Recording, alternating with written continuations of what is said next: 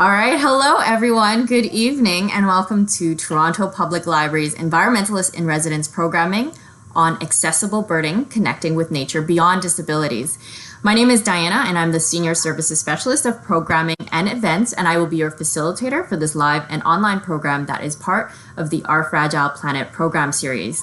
My colleague Devin from Aging Court Branch is also here behind the scenes to help out.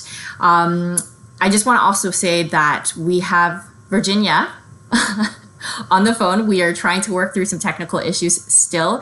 Thank you all for your patience so far, but we want to kick things off without further delay. So we are going to try to make this work out, even with these tech issues. So please bear with me. Thank you for your patience so far. I'd like to start this event by acknowledging that Toronto Public Library is situated on Indigenous land and the Dish with One Spoon territory. This is the traditional territory of the Haudenosaunee Confederacy, the Wendat, and the Mississaugas of the Credit First Nation. Toronto Public Library gratefully acknowledges these Indigenous nations for their guardianship of this land. I do want to mention that we're working with different Indigenous speakers as part of this Environmentalist in Residence series, including one on decolonizing birds, which will share the links to these programs at the end. A couple of features to highlight on how you can engage with each other tonight and our speakers on Crowdcast. You can comment and chat using the chat window on the right side of your screen. Or if you are tuning in via mobile, you can swipe open to toggle the chat window. This is also where I've posted the online and social media policy and our rules of conduct for how we moderate chat conversations.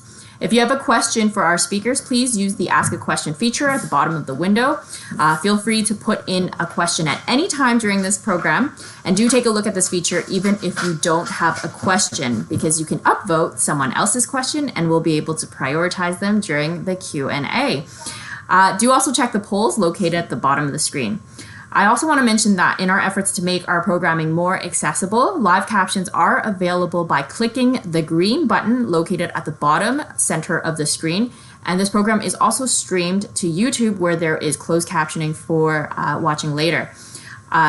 Because this program is part of Toronto Public Library's Our Fragile Planet program series on environmental protection conservation programming, we'd like to thank the TD Friends of the Environment for their generous support during this time. So, to introduce our special guest today, Virginia Rose is an avid birder, and I think she just joined in, but I'm going to mute the mic for a second. Well, you're not, but I know you're on the phone, Virginia. Virginia, did you want to say hi? Hi, Virginia. Hi. Hi, everyone. I'm here. Virginia Rose is an avid birder for over 15 years and creator of Birdability, a program designed to help people with mobility challenges get outside. We also have Freya McGregor, who is a birder and occupational therapist and a member of National Audubon's Birdability Affinity group. She has a strong interest in the benefits of nature-based therapy and making birding accessible and inclusive for all. We also have Berrier, a self-taught birder and accessibility consultant for technology users who are blind. And today our special guests are here to talk about the barriers and options to enjoy birds with Andreas Jimenez Monge, our 2020 Environmentalist in Residence. Andreas is the Urban Program Coordinator at Birds Canada, a biologist with a master's in environmental studies from York University. Over to you, Andreas. Hola a todos y todas. Welcome to another session of the Environmentalist in Residence series. I am Andres Jimenez. Nature exploration and bird watching traditionally have been associated with walking and looking, of course. Today, we have a powerful panel with people who have found a way to connect with nature while blind or while in a wheelchair. Before we go any further, remember you can reach out on Instagram at Happiest Nature and on Twitter at Andres Jimo. The final roster from the Environmentalist in Residence is ready, and next talk is with Dr. Sheila Kola and Lisa Meyers. Check the bottom below to go and see it. Now, before introducing Virginia, who is kind of here and kind of not, I'm going to start with Jerry. Jerry, welcome. You are a consultant on accessibility technologies, and you have supported the creation of trails dedicated to accessibility. Welcome. Thank you. And now with us as well, we have Freya, who is an Aussie that has changed it down under for the US. And she's an occupational therapist who is passionate about breaking the social, economic, and the rest of challenges that keep people away from nature and birds. Freya, welcome. Thank you for being with us. Thank you very much for having me. All right, so guys, rapid fire. Which is your favorite bird? Let's start with Freya. Let's start with Freya. My favorite bird in the US, in North America even, is the canyon wren, which can be found in lots of really cool places. And I realized it was my favorite when I discovered that canyon wrens are always in really cool places. Diana, and they make a gorgeous sound as well. Diana, can you go to the third slide? There you go. Those are Freya's favorite birds. The one you see on the right is the canyon wren, right? Why do you like it so much, Freya? It makes a really beautiful call. There's a descending trill. It sounds like water falling through a pipe or something. And they're found in these fantastic rocky canyons. And so when you're seeing a canyon wren or hearing a canyon wren, you're always in somewhere really cool. And what about the one on the left? The one on the left is a rainbow lorikeet. That's a native parrot to Australia, where I grew up. As a kid, I loved them because they're rainbow, and I loved rainbows. And as an adult, I love them because they're in my family's backyard, making a lot of noise and eating all the fruit off the fruit trees, and that makes me think of home. So that's my other favorite bird. That's a ridiculously colorful bird. It looks like it's smashed against a painting store. Diana, can you go one slide before? So we can go to that one. That one is Jerry's. Jerry's, which is your favorite bird? Well, today, my favorite bird is the Carolina wren, even though I love owls and crows and all sorts of things. But the Carolina wren, I like it because they're very small but very loud. And I've had one in my yard recently singing tea kettle, tea kettle, tea kettle, tea kettle. And every once in a while, they vary that a little bit there, but they're wonderfully cheerful sounding birds. All right, so let's go to a first photo, Diana. This one is Virginia's. Let's see if she can tell us which this is. Yes. I love the yellow-breasted chat. And can I tell you now why? Yes, please. I love its song and its display. I describe it as the bird is singing and acting like I'm whatever you want me to be, baby. That's awesome. All right, with the rapid fire behind you, let's go to the start of this awesome discussion with these guys. Jerry, I met you through an online course on birding by ear for people with sight loss and low vision by Birds Canada. For those that are wondering, you can access the course at www.birdscanada.org/learn. You were kind enough to support us on reviewing it. Can you share with us your journey into bird sounds?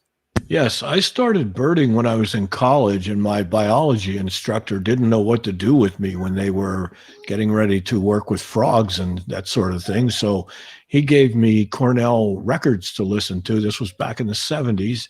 And I listened to those records and got hooked on learning bird sounds. And I find that the sounds of birds connect me to nature. They connect me with the seasons. And I feel some of the beauty that I believe I miss by not being able to see. The birds just delight me every time I hear them. Jerry, why did your professor give you these CDs?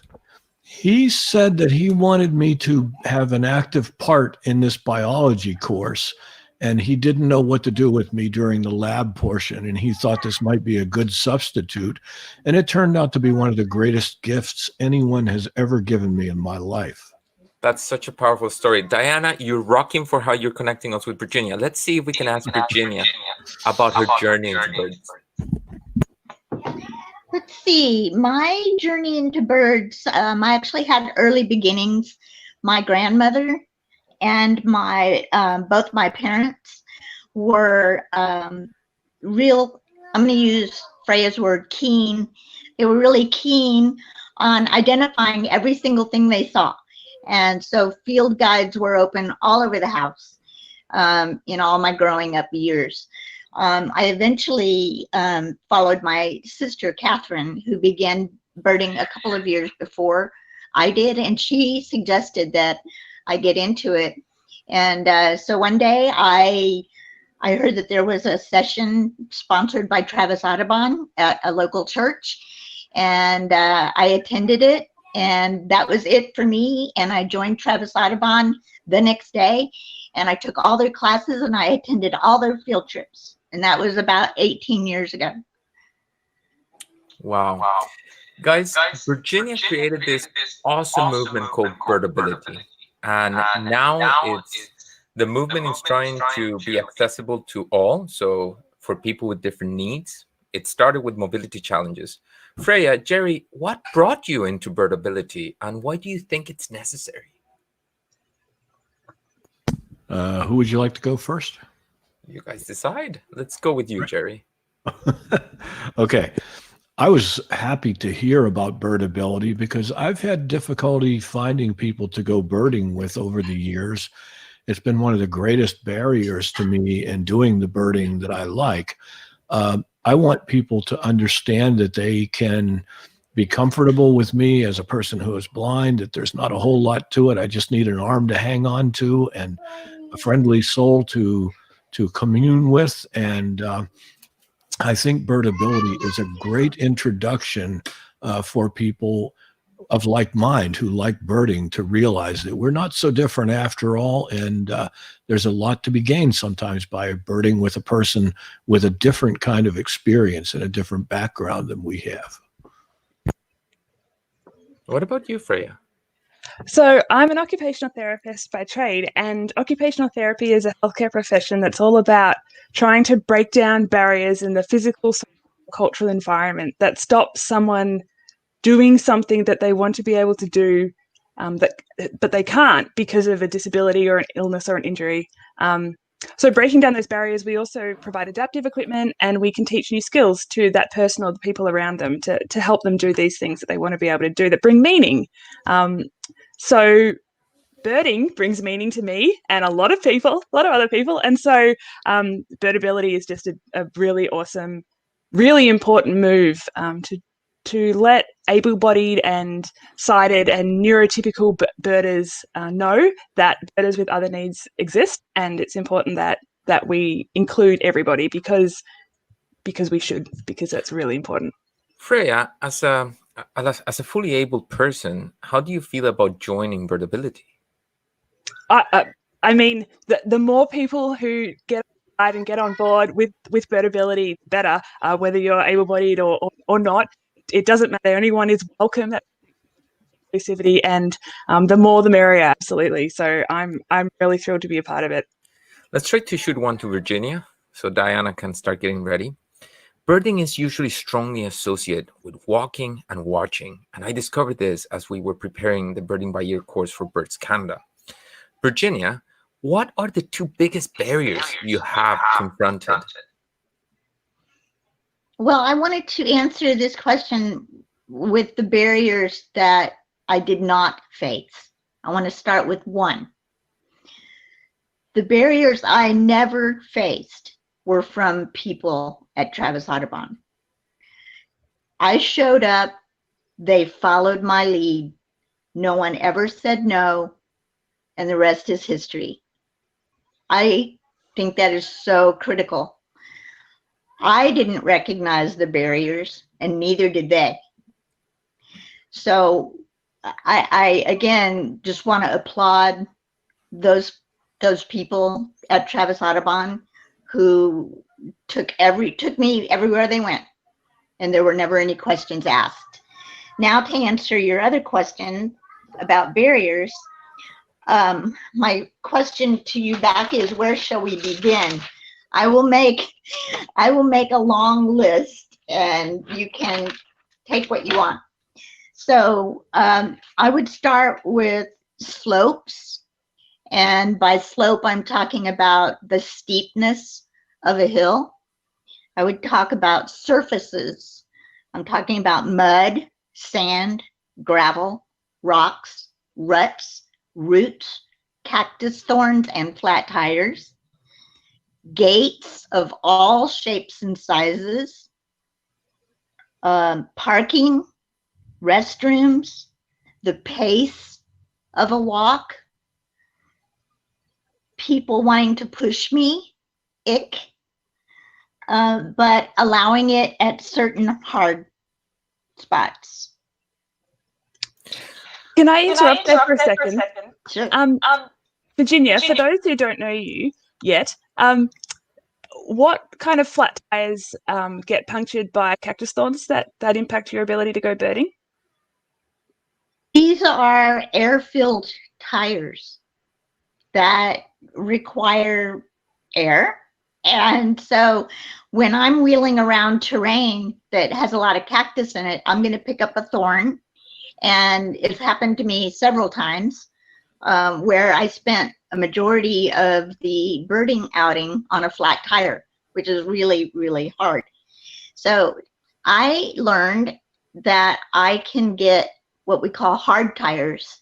So although they add 10 pounds to my chair, which is not a little bit, it's best to avoid flat tires. And we're talking about a wheelchair, right? Right, we're talking about a manual wheelchair. Virginia, I get from your answer that a lot of the barriers are structural, the way things are designed on the natural spaces, but you mentioned a couple of behavioral barriers too. Jerry, I would like to do the same question to you. Which are the biggest barriers you found on your own experience? Well, I once set myself up with the approval of a sanctuary I was visiting.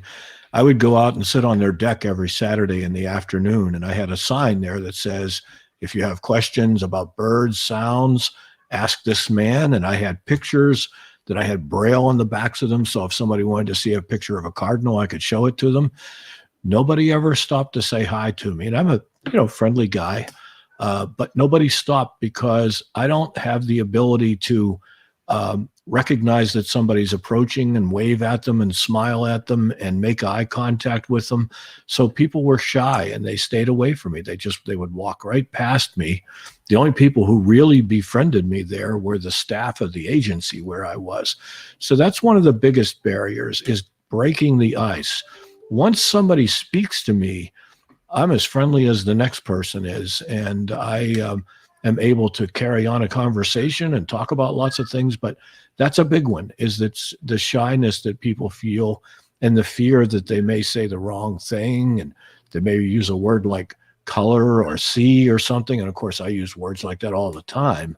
But that's a big one for me. People were just shy around people with, particularly, I think, people who are blind. Jerry, and that very peaceful voice must really help once you get it out. I'm gonna admit that since I started trying to work on this topic, I've always been terrified to say the wrong thing, because I don't want it to be, I don't want to offend anyone, and I try to be very cautious, but it's a thing you learn. There's no other way but trying it, and as long as you're willing to try, then I think that's okay. Amen to that. Very true. Freya, can you expand on the barriers of accessing nature when you have special needs? Yeah, so like I said before, is in the physical environment, and Virginia just gave a wonderful list of many of those. And then there's barriers in the social and cultural environment, and Jerry just talked about one of those. Also, things like, in that context, things like people just not being welcoming when you show up for a bird outing. If you, for example, show up in a wheelchair, or you have a chronic health condition like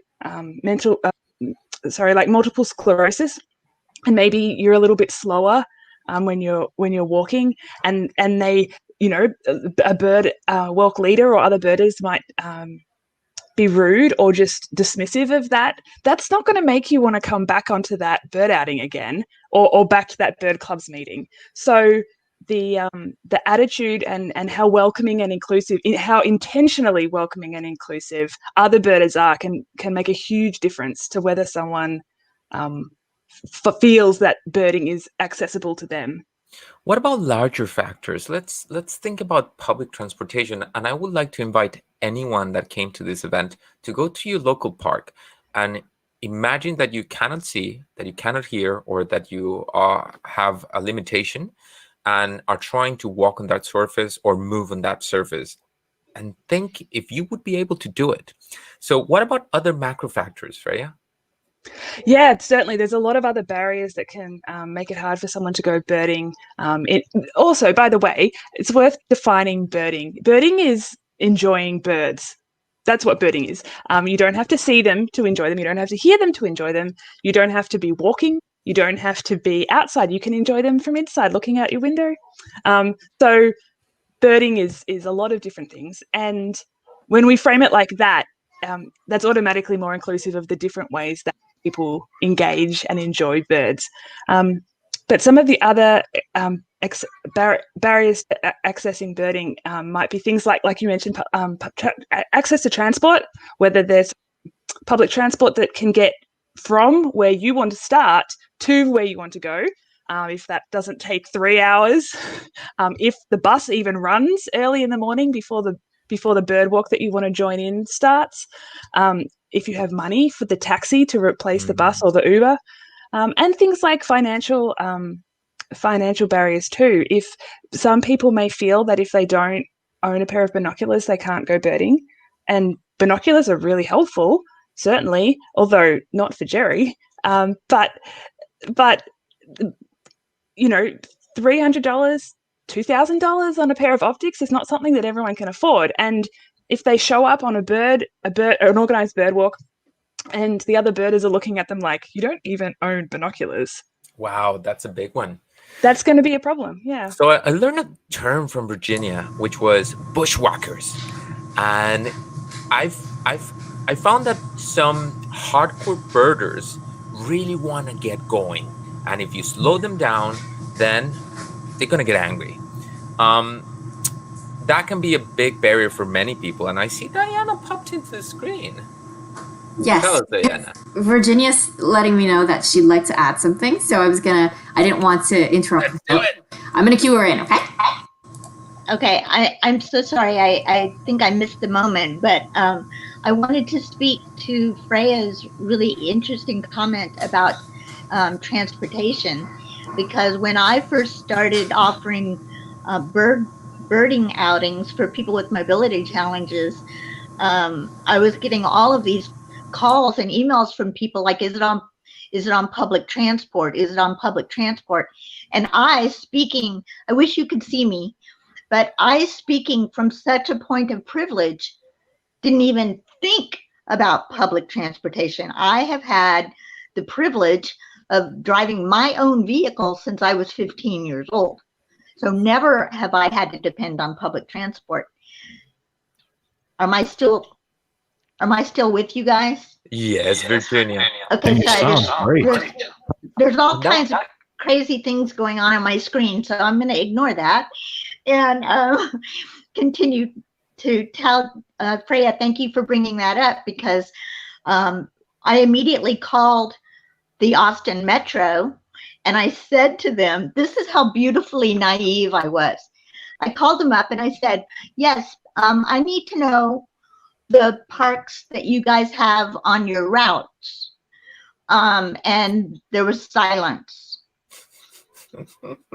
And I said, hello. And I said, can you please send me that? And they said, we don't have that.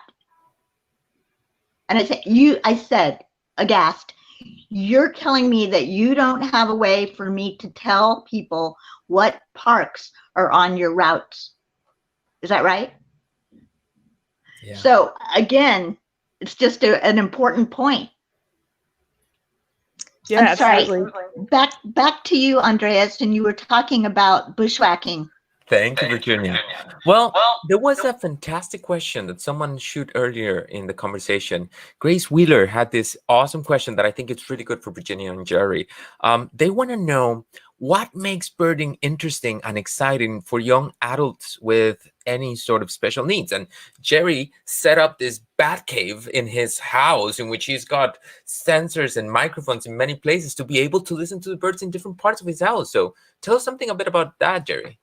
Yes, I started out when I was in my 20s once, when my children were small. I put a microphone inside a bird feeder and had it outside, and I found that there was so much noise from the birds eating that it didn't work out well. But I now have what are called boundary mics on the front and back of my house, and I have an audio mixer connected to my computer, and I can turn up the front yard or the backyard or both and hear them out of two different speakers anytime I want to. And I could do it right now, but it would be annoying because you would only hear neighborhood sounds because the birds have gone to sleep at this point. But I do that, and I just love knowing what is out there, even though I may not be able to see them.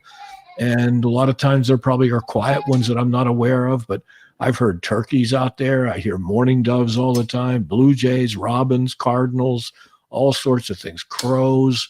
One time I heard a barred owl, or maybe it was a screech owl, I don't remember, but I enjoy it. And when people ask me, why would you do this birding when you can't see the birds? My answer is, I do the best I can to enjoy life with the senses that I can. And I don't waste a lot of time dwelling on what I can't do. I prefer to think about what I can do and do it.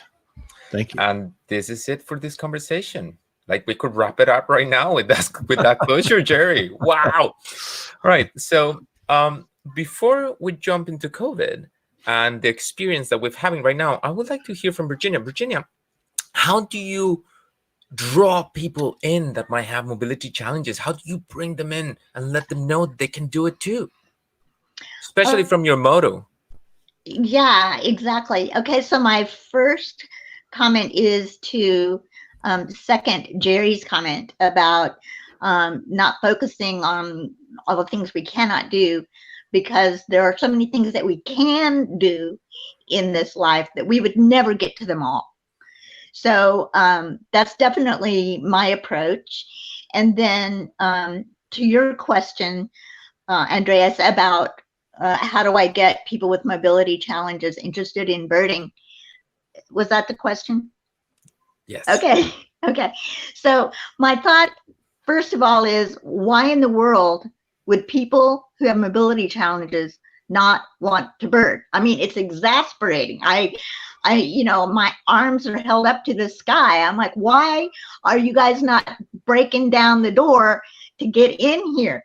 And my friends and family are all like, well, Virginia, you know, not everybody in wheelchair wants to bird. I'm like, what? So I don't understand that at all. But what I do is make it look so much fun, because it is so much fun. I mean, it totally animates me. It totally speaks to me. You know, the people that I've been out on the trail with ask me, what is it that makes birding so such a wonderful thing for you? And I told him, I think part of it is that it really forces us to be in the present moment. And when you realize that that is psychology 101, when you're trying to calm yourself down, you know, the rules for that are account for all the sounds you hear, account for all the sights you see, account for all the smells you smell, account for all the sensations you have at that moment. And when you're doing that, you're practicing. You know, you're practicing meditation. And so I think that's what I try to communicate to people when I'm birding. And also, I think most people in wheelchairs really do appreciate being alone in nature by yourself, unattended. I think that's critical. Guys, before switching gears, I wanted to ask you if you can describe your everyday, your common experience in while you're out in nature. How does it go about? Maybe let's start with Virginia. Okay, so for me, when I'm out in nature, and I bird alone a lot because I really enjoy that. When I'm out, I am paying attention to every single sound I hear, and I'm following every single sound I hear up. And once I hear a sound, I do not leave that bird until I have it. And once I have it, then I'm then open to hearing another bird or seeing another bird. So I'm very methodical about my birding, and not everybody birds that way. But for me, once I get the bird and I've spent some time studying it, feeling like I've learned even more about the bird than I knew of even a common bird, then I kind of tuck that in my pocket and have that be part of a wonderful day. Jerry, how does your everyday outing look like? Well, let me tell you about one day when I had to go out with my guide dog at about 5 o'clock in the morning on a January morning, and it was about 10 degrees outside, and I was miserable. I just thought, oh, this is awful. I wish I didn't even have a dog, and I was blaming the dog for everything, and all of a sudden I heard two great horned owls above me in flight talking to each other. Who's awake? Me too. My day was made. I mean, that just made my entire day. I was so buoyed up by that. I loved everything. I loved my dog. I loved myself. And on a daily basis, I'm birding anytime I can hear birds. As soon as I step out of the car, no matter where we are, whether it's at the shopping center or whatever, I'm listening for birds and delighted when I hear one that I haven't heard in a while. And even the ones like cardinals and robins, I just love listening to them. House sparrows, maybe not so much because they say the same thing all the time. But I am birding all the time. And not only do I listen, I have a keen sense of smell. And I love the spring smells and the fall smells and the summer, the freezing cold winter smells. I use my senses, and it's all about nature for me. I just really love it. Guys, we're switching gears a bit here because Virginia touched on a very important topic. She likes to go out alone. And I want to ask the three of you to say, maybe starting with Freya, to say where you are and quickly summarize how has COVID felt for you? What is the experience you've had with it? Did you feel lonely? What did you miss the most? Or maybe how did you compensate for that? Okay, so I'm in Tuscaloosa, Alabama, but most of the pandemic I was at Fort Knox, Kentucky. I'm married to someone, my husband is in the Army, in the US Army, and stationed on a base that was kind of different in Kentucky because it's a different environment on a base than in the community. But it hasn't been awful for me.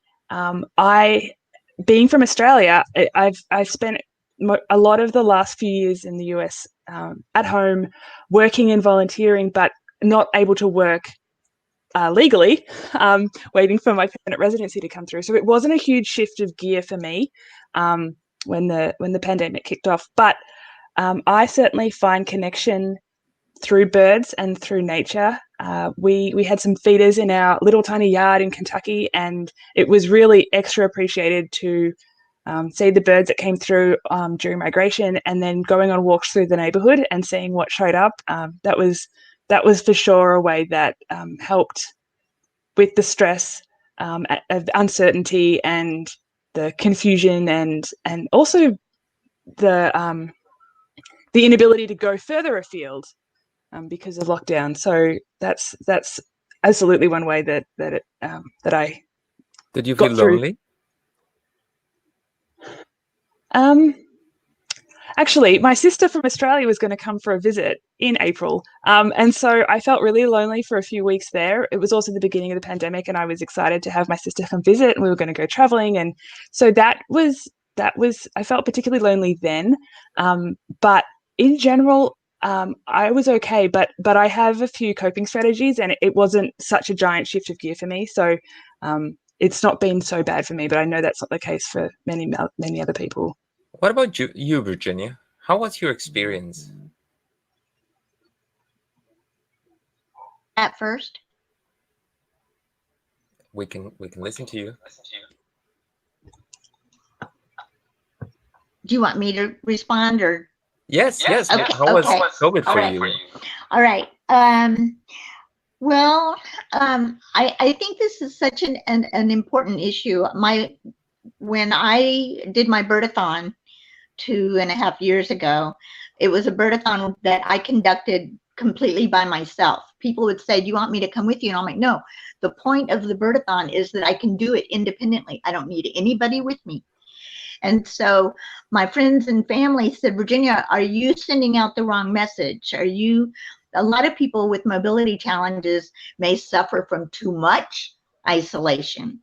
So, maybe that's something you need to consider. And it was so simple for me to immediately tell them, birding provides a community like you would not believe. Community at every level. Community in the park, community with Travis Audubon, as a board leader, as a field trip leader. And then, so I guess I would say that I think it's important to be able to be alone in nature as a way to empower yourself. I find that when I am with people, I have a tendency to defer. And so when I'm alone, all of my potential comes out in myself. And I've always said that I feel like I found my best self in nature. And during COVID, did you feel lonely? No. And I didn't feel lonely because I have continued to bird the entire time. I go to parks at least once or twice a week. I'm constantly exploring new parks. A lot of my birding friends and I continue to bird. Of course, we're masked and we're in socially distant fields, and we don't drive together. But so we're definitely practicing safe COVID, but I'm continuing to bird, weekly. Jerry, what was your experience? My experience at first, it's been more positive than negative. I will tell you that. I'm very fortunate that I have a wife who is able to drive, and we're both working from home and have been since March, which is a good thing. But I had just a very strong need for more physical exercise than I was getting. And I ended up buying an elliptical exercise machine, which I use every day. But also, my wife and I go out and walk in a local cemetery every day. And from an exercise standpoint, it's not much. But from the standpoint of just being able to stroll along and talk to someone, and she's has never been a birder, but from walking around with me and hearing the birds and everything, she will sometimes, I'll say, oh, that sounds like a chipmunk. And she'll say, no, that's a bird. I'm sure that's a bird. And we get into discussions that are always friendly, but we really enjoy that time. It's like the buffer between our workday and our home life is a walk in the cemetery. And it's a beautiful thing. So although I regret that I can't go and visit my brother in Florida and my family in other states, it has been really more positive than negative for me personally. Jerry, did your disability ever made you feel lonely or separated from other people? Absolutely. I think one of the greatest problems of having any disability is that you can feel isolated.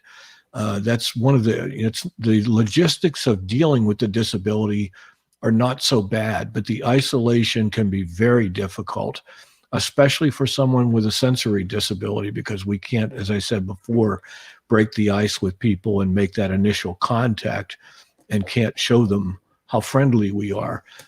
So yes, isolation is something that I have dealt with from time to time most of my life. And I know that it is one of the biggest problems that people with disabilities face.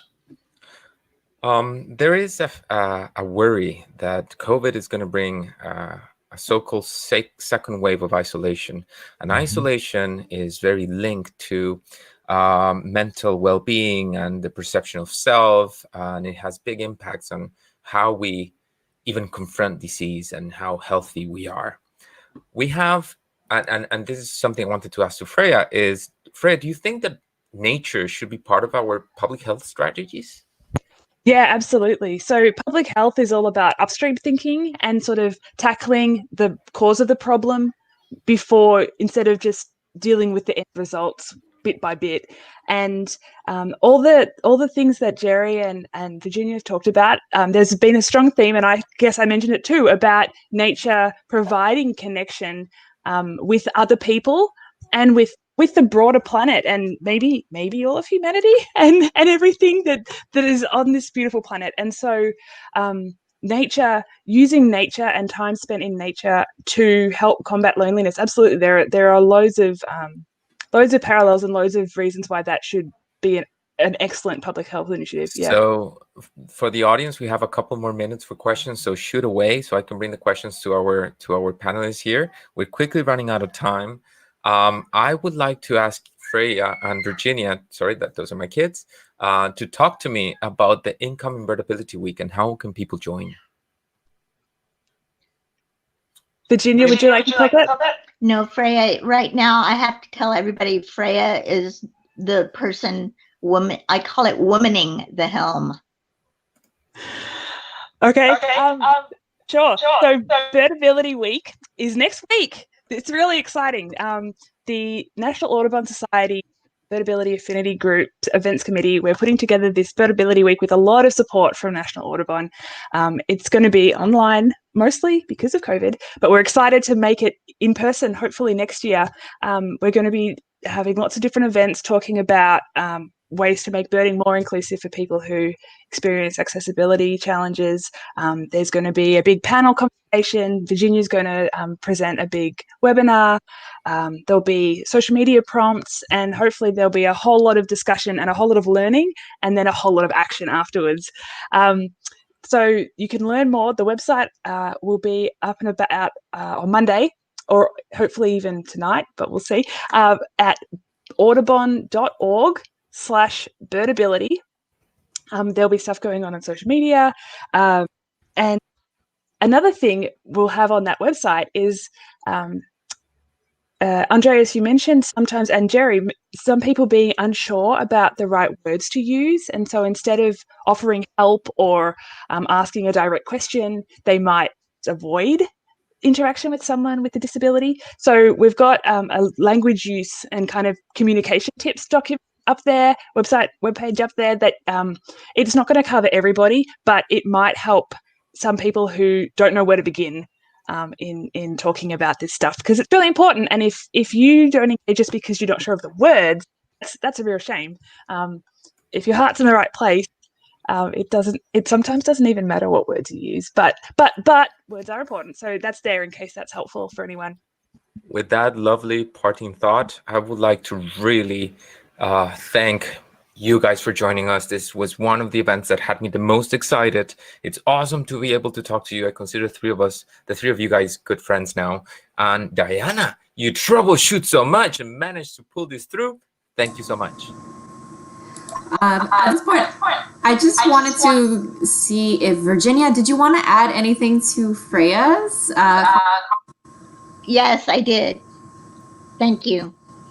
I wanted to say that one of the things I'm most excited about is the video that we were able to put together. And just to let you know that these are videos, excuse me, these are videos from all over the country. And so we have accessible trails from Washington and Texas and Georgia and Tucson and Denver. And that to me is the most exciting thing, is to realize there are accessible trails all over this country. We just are in the process of collecting them in one place. On that, I'll just add really quickly. I saw briefly a comment in the chat box about finding a list of accessible parks in Toronto. So one of the big projects that Virginia has spearheaded is the Birdability map, which you'll find at that same web address. It's like a big database of reviews that anybody, you guys too, can submit about accessible birding locations and how accessible they are. It walks you through it step by step. And we really encourage you to go to your local park and submit a trail review so that everyone else can see if there are accessible trails near them. The other big thing in Birdability Week to mention is a survey. We're hoping that people who do experience accessibility challenges will complete a birders survey that will be on that website, letting us know what their accessibility challenges are all about, so that we can go forward and really make as big a difference in this area as we can. So please do those things, guys, and really help out. Thank you for that, Freya. Awesome. From here on, Diana takes on with the Q&A. You guys might enjoy our people a bit more. I say goodbye for now. Cool. Okay, so I'm going to help out with the Q&A because we've got some questions here. There's a question about wondering how smart birds are, and are they smarter than humans in some way? Any takers here? Freya, did you want to go first? Sure. Sure. Define smart. Define intelligent. I can't migrate across the planet to a place I've never seen before. That's not a thing I can do. I can't see ultraviolet light, which I think they think that birds can. I can't tell which way north is automatically in the middle of the night. So there's lots of different ways of defining intelligence, and only using the human version of that is not very broad thinking. So yeah, birds are crazy smart. Virginia, did you want to comment? The only thing I'm thinking right now is that sometimes intelligence, like with birds who don't know how to use technology very well. So I feel like they're awfully smart too. Cool. Thanks, Virginia. And Jerry, did you want to comment on that? I'll just add that I know that crows have been documented to be able to make and use tools in research situations. They'll bend a piece of metal or something if it's around, and they'll put a hook on it and reach down into a tube and pull the food out. So they're pretty smart, and they also like to take shiny things to their nest with them sometimes. And birds, as everybody has said, they're not smart in the same way that humans are smart, but they certainly are intelligent creatures.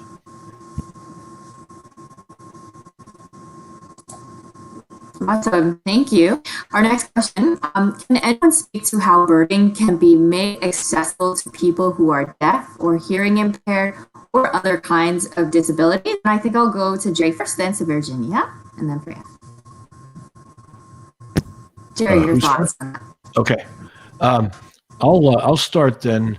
I have worked with people who are deaf quite a bit, and I've often wondered why there are not more deaf birders, because for some birders, it's pretty much a visual undertaking, not for those of us who learn them by sound, but there are lots of birders who enjoy it visually more than with any other sense. And you don't have to be able to hear to see the birds. But again, I have a feeling it's a cultural situation where people who are deaf may not feel as accepted among groups who are vocal and are not comfortable or not familiar with being around people who are deaf. But there's no reason that a person who is deaf can't be a birder. Mm-hmm. Virginia, your thoughts on that? How birding can be made accessible to I'd like to yield my time to Freya, please, who has more experience with that, I think. Okay, I haven't done a lot of work with people who are deaf or hard of hearing, but things like offering closed captions on bird-related Zoom calls and webinars, and having sign language interpreters visible on the screen during the same kinds of events are things that at an organizational level can help make people feel more welcome and encouraging to them. But again, if other birders are not being actively inclusive and welcoming, that's on us to get that right. So that's really important too. Awesome, great. Viewers, we still have a couple of minutes for some questions. So I'm going to ask if you could share some of your favorite birding resources. And Virginia, would you like to go first on sharing your favorite birding resources? Sure. By birding resources, are you talking about things like field guides or apps or? Well, I would say my best resource is my friend Jeff Patterson, who knows all, and then my second and third best resources are going to be my National Geographic field guide. That is my preferred guide, although Sibley is edging in. I also really enjoy having my apps when I'm in the field. I definitely like Sibley. That's probably my best app. And I also love Birding Magazine. And I also love Bird Watching Digest. And I read those cover to cover. And I think that's it. Well, thank you. Jerry, would you like to share your favorite birding resources? Certainly. I use the Stokes Field Guide CDs for audio recordings. I've learned probably more bird sounds from the Birding by Ear series and More Birding by Ear series, which are also sets of CDs, and they do come with books, but I just use the CDs, and the bird sounds are explained, and they use a lot of mnemonics to help you remember the bird, like the Eastern towhee says, "Drink your tea," and things like that. And I use the Bird Songs US and Canada app on my iPhone. Those are some that I use, and there are a few other ones also that I really like. Thank you. Freya? I have a few. My favorite field guide is the Sibley Field Guide to Birds. And my favorite app is the free international Cornell Lab of Ornithology's app called Merlin. It's free, and you can download bird packs for countries all over the world. And you can help, especially for beginner birders, it can help you ID a bird that you're not sure about you put in a little bit of information about what you see. And it gives you a list of likely birds. It's not foolproof, but it's a really good start. I use it more as like a field guide. I'm not super excellent at birding by ear, and the calls are in there. So you can look up a bird, and I play it really quietly so as not to disrupt the bird. Like, is that the bird that I think it is? The other thing I'll throw out there is a podcast and radio show called Ray Brown's Talking Birds. Yes. Yeah, I'm actually the outreach coordinator for the show. It's a 30-minute podcast about wild birds and conservation, and Ray does a really beautiful job about talking about current events in the birding and conservation arena, as well as he hits a spot where it's interesting to more experienced birders, really interesting. There's lots of new stuff, but also accessible to beginner birders. So it's a really cool. Yeah, I was a listener before I started working for Ray, so I feel comfortable, or I should just feel comfortable anyway, giving the show a shout out. And it's a great place to feel a bit of community too with other birders, because you hear there's someone else out there who's just as excited about birds as you, and that's really cool. And it's very entertaining too. It's a great show. Thanks, Jerry. I'm gonna look all these recommendations up in the replay. So there will be a replay that will be available at this exact same link that you typed in, that appears in the URL box right now. So one last question, I know because we started a little bit late. What is one place or trail that you would like to go birding next? Freya, did you want to go first? I have to think about that for a second. Okay. Jerry? There's a place down in Florida called the Corkscrew Refuge. I think that's the name of it. And I listened to a recording of some birds being listened to at that location, and they have a long boardwalk that's accessible, and it's quiet, and I would love to go there. I would also like to go to any place where it's impossible to hear cars or airplanes or boats or anything else. I haven't managed to do that yet, though. Cool.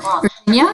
Hey, Jerry, I've been to Corkscrew, and it is a fabulous place. We were there the same week as the cougar was running down that boardwalk. Did you hear about that? No. The Florida cougar. Oh, yeah, wow. I was thinking about how that would look in my wheelchair. If I were in my wheelchair on the boardwalk with railings on either side of me, the cougar would have had to go jump over me to get on its way down the path. Anyway, that's another thing. But I also wanted to say that I too love the Peterson's CDs. I listen to them all the time when I'm in my car, constantly have listening to bird songs on CD. And then I really want to go birding in Costa Rica. Of course, everybody there is like, you'll have to go by helicopter and I'll have to drop you down into the canopy. There's no other way for me to get there. And I thought of the idea of a rickshaw. So why can't we just like attach we'll raise the front part of my wheelchair, and then there'll be a little person, I'll call him a Sherpa, who will run with me, and that's how we'll get up and down all those hills. Oh, that's awesome. I feel like Andreas can probably give you some information on where to go that might be more accessible. So definitely talk to Andreas about that. Okay, but what about the Sherpa? Andreas might have some information about that too. Freya? I'm looking forward to going birding in Alaska and in Hawaii when we're allowed to and when it's safe to do so. There's lots of really neat endemic birds in Hawaii, and there's a bunch of interesting birds that I haven't seen in Alaska. And I'm also looking forward to exploring a bit more of Australia, the trails and parks and places in Australia. I didn't really morph into a full-on birder until I moved to the US, so there's plenty more back in my homeland to get into. Awesome. Thank you so much to all of you, Virginia, Freya, Jerry, and Andreas, for this engaging conversation tonight. I really loved the emphasis on how birding is when you enjoy birds, whether you're hearing or seeing them or even smelling the environment. I love, Jerry, that you had mentioned, the scent of the environment, because Bird Island, or what I call Bird Island at Tommy Thompson with the cormorants, is an experience, but lots of cool birds to check out there. So that's in Toronto. And the connection and the community pieces that you've all mentioned. Virginia, I just want to see if you want to have anything else to say. It's hard for me to see if you do, just in case, before we wrap things up. Sure. I would just like to thank everybody for helping further the cause and for being so enthusiastic and sharing the same passion and in the spirit of Birdability that I have. And when I started birding, I realized that I was benefiting so much from birding that I wanted other people with mobility challenges to have that. I wanted them to have it. And so this is where we are today. It's been an amazing journey, and every single person I've encountered has lifted it up. So thank you so much. Thank you, Virginia. Jerry, Freya, would you like any last things to say? Or I would just like to thank everyone for participating in this. It's been a great joy for me to do it. And if you have a chance, check out Andreas's intro to birding course for people who are blind. It's absolutely wonderful. I just couldn't believe it. It was just great. But thank you. Awesome. Freya? I just echo the thanks. And thank you to everyone who tuned in today and who's watching this later. The more people we have on board, the more change we can make and the stronger we can be. So I certainly encourage you to check out Birdability Week next week, and also think about what you can do for Birdability Week in 2021, because we'd love to make it bigger and better than ever. And I think we can all help this cause, take steps towards improving accessibility for the outdoors for everyone. So thank you so much again to all of our speakers for joining in tonight to share this conversation with everyone. And thank you to all our viewers for attending this Environmentalist in Residence program that is part of the Our Fragile Planet program series. Again, a recording of this program will be available, so you'll be able to share this with your family and friends. In my email, I'll also send out the YouTube link, which will also have captions available. We will also share a link to the Toronto Public Library program survey, so if you can fill that out and let us know what you thought of this program, what you'd like to see more of, that would be fantastic. And again, we'd like to thank the TD Friends of the Environment, that's the TDFEF, for their generous support of the Our Fragile Planet program series and the Environmentalist in Residence programming. So our next program will feature former Toronto Mayor and author David Miller on his new book, Solved, How the World's Great Cities Are Fixing the Climate Crisis. Join in on Tuesday, October 20th at 7 o'clock. I'll post the link and I'll share it to you again in a follow-up email. We've also got some more environmentalists in residence programming with Andreas, from writing about birds to learning about how bird names are given and decolonizing birds. So check out our website for more dates and details. If you have more questions, or if you'd like to connect with Andreas on an environmental project, or if you want to know where to go birding in Costa Rica, you can book a free consultation via phone or virtually with Andreas to get tips and tap into his expertise and experience. There's more information about that on our Environmentalist in Residence page. Lastly, I just also want to mention that TPL is committed to accessibility. And while we're still investigating different features and ways to make our online programs more accessible, know that you can always contact us in advance if you have a request for accommodation. There's information about how to do this in all of our online program descriptions. So don't hesitate to reach out. Again, thank you, Virginia, Freya, Jerry, and Andreas, and thank you to everyone for joining in this evening. Good night, everyone. Bye. Happy birding.